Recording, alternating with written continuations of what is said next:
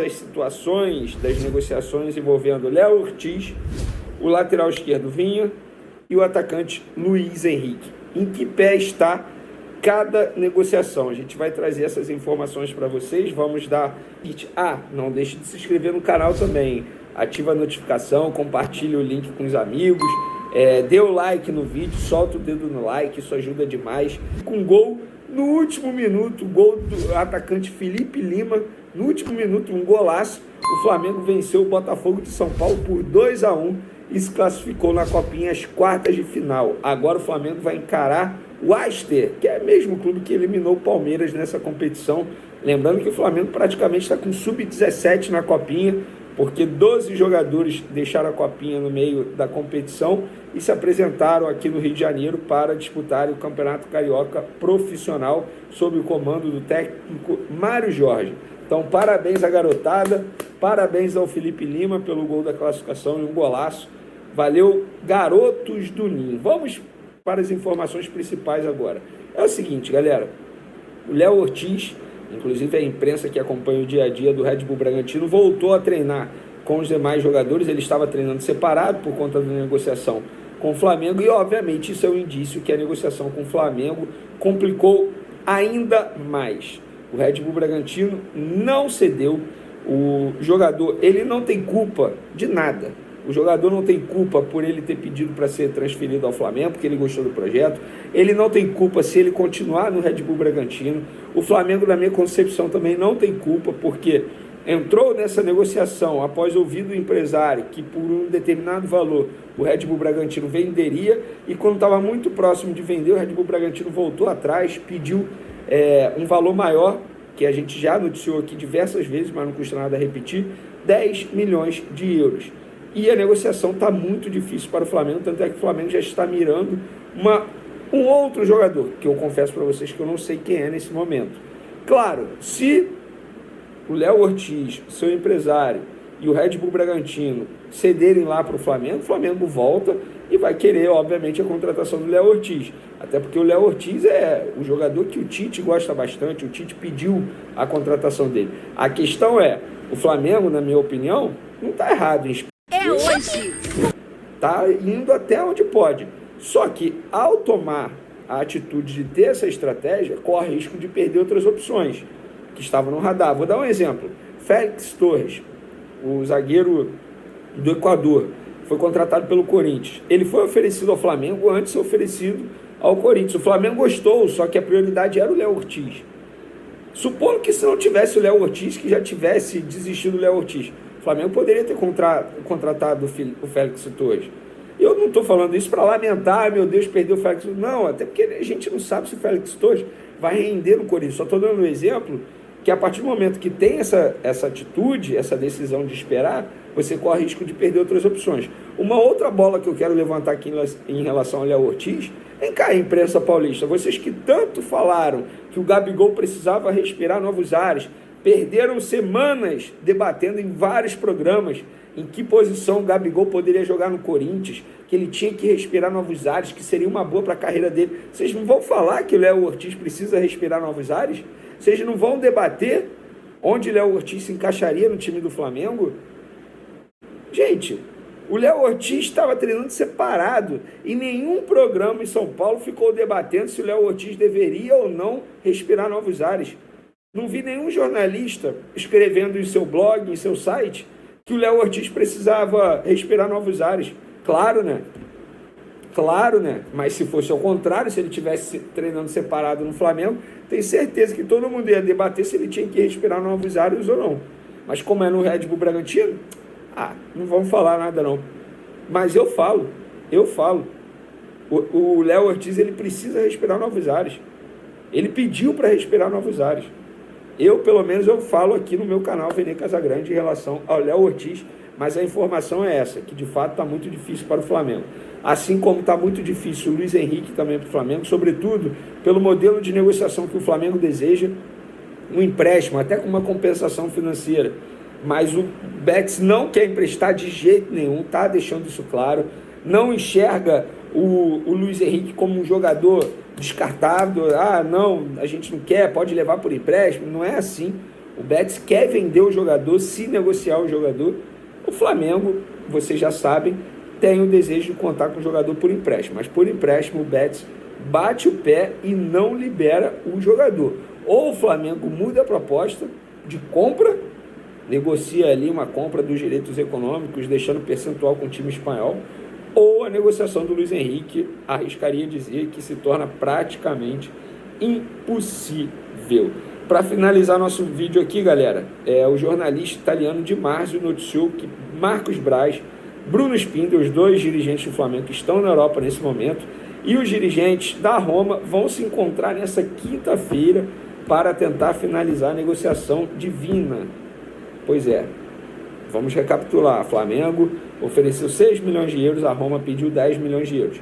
A informação que eu tenho é que o Flamengo pode aumentar esse valor, exemplo, pode chegar a 7 milhões de euros e quem sabe botar um valor ali, um determinado valor, em metas. Que metas seriam essas?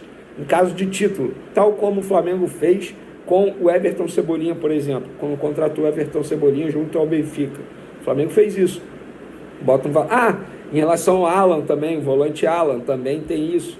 Que aí você bota uma meta ali, por exemplo, se o Flamengo for campeão da Copa do Brasil, tal time recebe tanto. Claro, tem um teto, tem um limite. É o limite. Exemplo, bota ali até 1 milhão de euros em metas. Aí, um título da Copa do Brasil equivale a 250 mil euros. O título da Libertadores equivale a 250 mil euros. Entendeu? Essa é a estratégia do Flamengo. Dos três aí, Léo Ortiz, Luiz Henrique, Vinha, eu acho que o Vinha é o mais provável. A verdade é essa, tá? Eu vejo como mais provável, mais fácil de Flamengo contratar, e eu acho até que o Flamengo tem que dar prioridade ao lateral esquerdo. Eu não vejo como prioridade o Luiz Henrique, embora eu acho que se ele chegasse ao Flamengo ele ia jogar muita bola na ponta direita. Não vejo como prioridade. Tem o Luiz Araújo, tem o próprio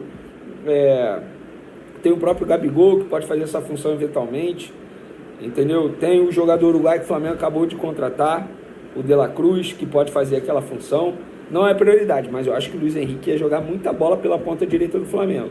Léo Ortiz, tem o Fabrício Bruno, tem o Léo Pereira, tem o Davi Luiz ali como reserva. O próprio Pablo, querendo ou não, é um reserva. Mas a lateral esquerda hoje só tem o Ayrton Lucas. Para mim é prioridade. Eu também acho que o Flamengo deveria contratar um lateral direito, mas dentre esses três jogadores aí eu vejo como prioridade o lateral esquerdo Vinha. Por conta disso, só tem o Ayrton Lucas hoje, tá? Então, galera... O ano do Botafogo. Vamos começar a falar pelo jogo que acabou de terminar, né? A vitória do Flamengo sobre o Audax. Mais de 40 mil pessoas na Arena da Amazônia, né? É algo estranho, né? Para quem está chegando agora, veio para o Brasil de férias e está começando o Campeonato Carioca. Legal, o jogo foi aonde? Na Arena da Amazônia. E é isso que acontece por aqui, o jogo na Arena da Amazônia. Mas mesmo assim, mais de 40 mil pessoas, né? O Flamengo é sempre uma grande atração. 4-0 para o Flamengo, a gente já está vendo o primeiro gol aí marcado pelo Léo Pereira, com 2 minutos de jogo. Ele se um pouco melhor, com a mesma carga de treino, não é porque ele treinou mais ou menos nas férias, mas ele, geneticamente, ele consegue, parece que o Cebolinha ele não está em pré-temporada, né? Ele realmente estava muito lúcido, acertando muito mais do que errando, alguns erros que você vê que são normais de início de temporada, mas você vê a continuidade do trabalho do Tite, né? Terminou em alta, porém com uma dificuldade física, e mesmo com a dificuldade física, algumas combinações de movimentos que ele já acabou trazendo. No momento do lado esquerdo, que o Gerson pode atacar um pouco mais a última linha, sempre com o Cebolinha mais aberto, o Ayrton está por dentro. Do outro lado, a hora que o Pulgar, de repente, ou o Gerson está à frente, um pega a bola, o Varela por dentro para poder abrir esse espaço, e no movimento você acaba fechando ali o Luiz Araújo e ele indo para esse corredor, e as trocas de posições mais coordenadas, e tudo isso por parte realmente de um tempo de trabalho que já está conseguindo surtir efeito, e isso vai ficar cada vez mais automático, e isso vai ficar cada vez mais fácil de executar com coisas novas, né, Felipe? Isso aí é normal. Então deu para ver realmente um Flamengo independente até do Audax, né, que é normal e natural de às vezes não conseguir para essa qualidade toda do Flamengo, mas mostra também a qualidade de trabalho de pré-temporada do Fábio Mascheredian, que é um mestre nisso daí, né, que vem com bola, mas um time realmente já mais solto. Tem movimentos pesados, a gente percebe que sim, até esses facãozinhos ali do Gabigol, você percebe que o atleta ele ainda não está tão solto para o primeiro jogo, mas é um time que realmente ele te dá essa condição, ainda mais com um treinador maestro como o Tite. Então tem coisas legais e com certeza o Flamengo ele vem forte sim para esse ano. Vamos dar uma olhadinha nos números do jogo, né? O que é que eles nos dizem a respeito desse Flamengo e Audax que aconteceu lá na Arena da Amazônia em Manaus? Olha só, o teu placar terminou 4-0, né? Posse de bola 55-45 para o Flamengo. Olha o número de finalizações, ó. 29 finalizações do Flamengo, é um número altíssimo aí. 7 do Audax. E dessas 7 do Audax, 3 acontecem já na parte final do jogo. Isso. Com o placar definido. Exatamente. São 14 finalizações no alvo do Flamengo. Isso é um número muito raro de ver, né? Isso é raríssimo, né? Escanteio 6-4, faltas cometidas 14-9, 14 do Flamengo, 9 do Audax. É muito por causa da pressão, né? Que o Flamengo tentou fazer no campo do adversário. O Flamengo não teve nenhum impedimento contra um do Audax, passes trocados 558-391, a precisão 90% do Flamengo, 83% do Audax, 16-8 em desarmes para o Flamengo, não tivemos nenhum cartão no jogo. Outro dado raro aí. Ô Mansur, também havia uma expectativa sobre a exibição do Varela, né? Até fez um gol ali com uma falha grave do goleiro, um chute meio despretensioso no meio do gol, de fora da área, no chão. E o goleiro acabou aceitando. Aliás, tem uma curiosidade sobre o Varela. Apenas o segundo gol do Varela na carreira. Né? Um jogador de 30 anos, um lateral, que normalmente é um cara que chega à frente, que costuma fazer os seus golzinhos, né?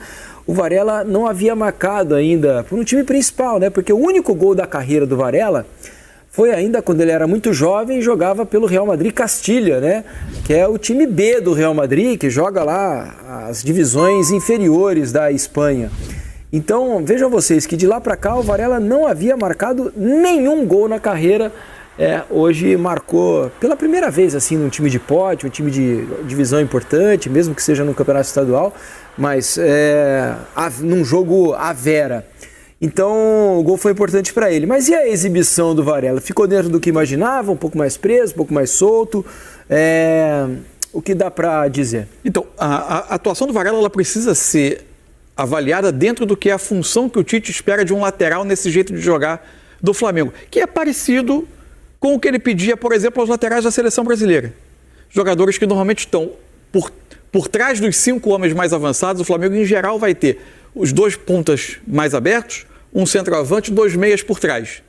E os laterais, não diria alinhados, mas mais próximos ao volante, formando 3 homens por trás desses 5 jogadores de frente. Então, na parte final da temporada, a liberação do Mateuzinho já foi um sinal, né? Para a saída do clube. E o Varela parece, por exemplo, se a gente comparar lado direito e lado esquerdo, ele parece para mim muito mais à vontade nessa função do que o Ayrton Lucas. O Ayrton Lucas é bom jogador, tem várias virtudes, mas é um lateral para mim diferente do Varela. O Varela, como esse jogador de construção, que ajuda no passe. E não adianta você julgar o Varela, mas eu vi o Varela pouco na linha de fundo. Ele vai passar pouco. Ele, por vezes, vai se projetar quase como um 6º homem ofensivo, como o Ayrton Lucas, por vezes, vai fazer no lado esquerdo. O Ayrton Lucas é melhor fazendo essa projeção, mas tem mais dificuldade nessa construção, nesse passe para encontrar os homens por dentro. O Varela é melhor nesse passe, nesse jogo mais por dentro, e tem e talvez não seja, não que seja um mau apoiador, um mau lateral que vai lateral que vai mal à linha de fundo, mas o Ayrton é melhor do que ele nessa ultrapassagem. São jogadores de características diferentes.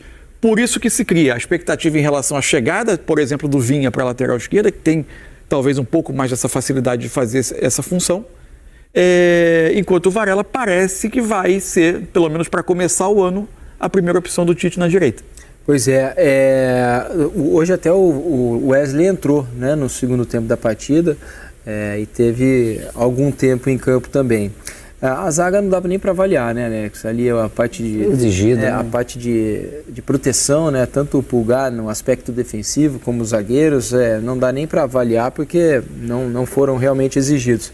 Agora, da montagem do time, do meio para frente, a maneira com que o Gabigol encarou a entrada dele no time no segundo tempo, né? Aparentemente querendo muito o jogo, apesar de não ter acertado as finalizações, como bem frisou o Mansur, apareceu 2 vezes em boa condição para bater com a canhota, né? Que é a preferida dele, ele acabou não acertando o chute.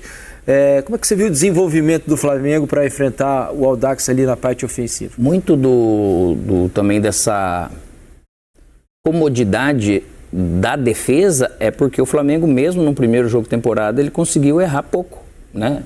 Ele deu pouco, porque por menor que seja, ou a diferença técnica que seja do Audax para o Flamengo, em começos de temporada era muito comum, né? É muito comum da gente encontrar um time que está treinando há muito mais tempo e de te dificultar algumas coisas e você ter que exigir realmente da sua defesa. Então essa condição de ocupação de espaço e domínio desse jogo com a bola, o Flamengo ele fez muito bem, né? Então nessas trocas de posições, lógico que um momento ou outro descoordena movimento, você vai antes, você tenta pensar em fazer algo, mas é só o primeiro jogo que acaba não acontecendo. Só que daí o adversário também acabou não te exigindo. A entrada do Gabigol, ele tem sido sempre muito... Ele é muito competitivo, né, cara? É um cara muito interessado, ele tem muita vontade de alcançar esses números e isso é muito bom, né? E acredito que ele vai seguir sendo uma peça importante. Mas você pode ver o Pedro, que teve chances até para fazer outros gols e de repente acabou não conseguindo justamente por ser um primeiro jogo. Já é um jogador um pouco mais lento, mais pesado dos seus movimentos naturais, então esse precisa de um pouco mais de sequência. Mas eu vi o Flamengo executando muita coisa boa que de repente para o primeiro jogo era mais difícil se ver. Ô Mansur, você separou algumas coisas pra gente aí, né? O que é que tem separado? Nosso campinho tático para mostrar como o Flamengo se distribuiu em campo, né? Uhum. Saudações rubro-negras, sejam todos muito bem-vindos ao nosso canal Mengão News Oficial e vamos deixar vocês atualizados aqui, pessoal, das informações. O Flamengo quer o reforço, né, para 2024 e o Flamengo finalmente estreou no Campeonato Carioca, né, em 2024 da melhor maneira, jogando em Manaus. O mais querido goleou a equipe do Audax aí por 4-0 com gols, né, do zagueiro Léo Pereira. Também do atacante Pedro, Everton Cebolinha e também do lateral direito Varela, né, que ganhou a oportunidade aí, né? E vamos falar agora sobre Vinha, é isso mesmo. O Flamengo chegou a ficar mais próximo, né? Matias Vinha mais próximo do Flamengo. Nesta quinta-feira, dia 18, ocorrerá uma reunião entre dirigentes do Flamengo e representantes do Defensor e um diretor do clube italiano. O jornalista Júlio Miguel Neto acabou vazando o grande teor do encontro, né? Segundo ele, nas conversas será definido em quantas parcelas o pagamento será feito, além, é claro, do valor das mesmas. Além disso, algumas cláusulas e pedido da Roma serão incluídas no contrato, caso Vinha assine mesmo com a equipe do Flamengo. O valor do negócio deverá girar em torno de 9 milhões de euros, cerca de 45 a 48 milhões de reais, conforme a cotação atual. Vale lembrar, né, que com a aposentadoria de Felipe Luiz, o Flamengo só tem, né, apenas aí Ayrton Lucas na lateral esquerda, então, e um jogador da base, né? Então é necessário sim que o Flamengo feche e contrate sim o Matias Vinha, né? Acho que é a contratação que o Flamengo mais precisa aí, é essa lateral esquerda, porque a questão do Léo Ortiz, tem o Davi Luiz ali, né, que é um veterano na reserva. A questão da lateral direita do Juninho Capixaba, tem 3 lateral, então não tem necessidade do Flamengo focar nessas contratações, né? Primeiro tem que focar sim na contratação do Matias Vinha. Na minha opinião, o Flamengo tem sim que tentar fechar esse negócio, chegar num acordo, no melhor acordo possível com a equipe da Roma, para tentar, né, fechar e selar esse negócio entre Vinha e Flamengo, né, que sem dúvida será um grande reforço. Agora a pergunta que eu quero deixar para vocês, meus amigos e minhas amigas rubro-negra, a pergunta é o seguinte: se o Flamengo realmente fechar com Matias Vinha, quem será o titular da posição? Na sua opinião, quem deve ser o titular do Flamengo, né? O Matias Vinha ou Ayrton Lucas? Comente aí e deixa a sua opinião, beleza? Então, rapaziada, não dei mais é isso aí. Esse foi o nosso vídeo. Espero que vocês tenham gostado. Tem um botão vermelho com o nome inscreva-se. Então, já se inscreva no canal. Amassa o dedo no like aí, deixe muito like nesse vídeo. comente e ative o sininho de notificações. E lembrando, rapaziada, graças a Deus conseguimos bater a meta de 100 likes no vídeo passado. E agora eu conto humildemente com a sua ajuda pra gente bater a meta de 100 likes nesse vídeo, beleza? Então já deixa muito like, já amassa o dedo no like aí, né? Pra gente bater a meta de 100 likes nesse vídeo. Inscreva-se no canal se você não for inscrito, compartilhe, comente, que é muito importante. E se Deus permitir, mais tarde voltarei com mais informações do mais querido, o nosso Flamengo.